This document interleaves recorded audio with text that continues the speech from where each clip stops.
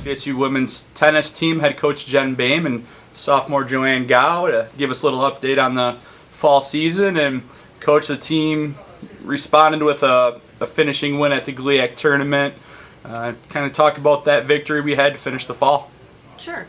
Yeah, I mean, we obviously had played Ashland kind of towards the end of the regular season, and so going into that final match, we knew they were a competitive team. We also were dealing with an injury, so we were down to 5 players. So we came in down 0-1 without playing a ball yet, and we also had to default at 3 doubles, and that was a little disappointing too, because our 3 doubles had really come along and was doing quite well, and so to not have that as an option on the court for us was certainly a challenge. So we had to go out and really, both Saturday and Sunday, to capture the doubles point, we had to basically sweep the other 2 courts. And to our credit, for our 1 and 2 doubles teams, they did that both days. And especially in the Ashland match, that proved to be one of the deciding factors, because we only won 4-3. So, and the singles were a battle up and down. It was, 4 out of the 5 matches went to 3 full sets, and we haven't had a match that close in quite a while. Obviously, we had our players 3 through 5 were playing up a spot with Taylor out. So, I was proud of how they responded to that, and just really, figured out a way to win is what we did. We figured out a way to win on those courts, and it was a good feeling. Okay, Joanne, you're in your 2nd year in the program, 2nd fall you've gone through GLIAC competition. What's the differences that you can tell maybe in your level of comfortability and your game in your 2nd year? Well, moving up a spot, because I played 3 singles last year, and also in doubles too. It's been a really big change, because the competition is just harder, and it's very different from 3 singles. So you have to have like a different game style and like a different mindset. But I definitely embraced the challenge, and I didn't let the losses get me down.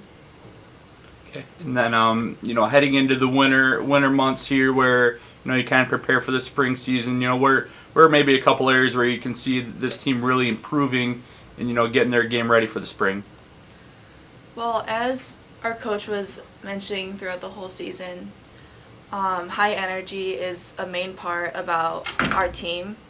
So if we just keep the high energy throughout the practices and keep doing it through our matches, then I think we'll be a pretty competitive team during the spring. Then, Coach, like we said there, what are the winter months are coming up? Kind of what's the structure of the team? How did they get ready for the upcoming spring, and maybe talk about what you have scheduled as of right now for your spring schedule. Yeah.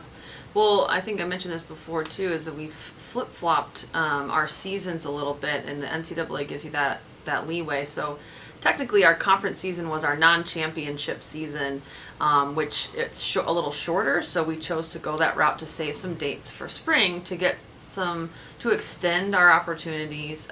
So we're competing as early as the 2nd weekend of February, and so we're doing 2 home matches, one against a D1 school and one against a regional opponent. We've got 2 other regional matches scheduled in the spring, as well as our trip to Florida, which is always quite challenging. I purposefully schedule that with teams that I think are going to push us, because it kind of gets us out of our comfort zone and really keeps us in mind for, all right, what is our bar here that we're trying to reach. And it's also just kind of a fun trip for us to go down and see some sunshine in the middle of March.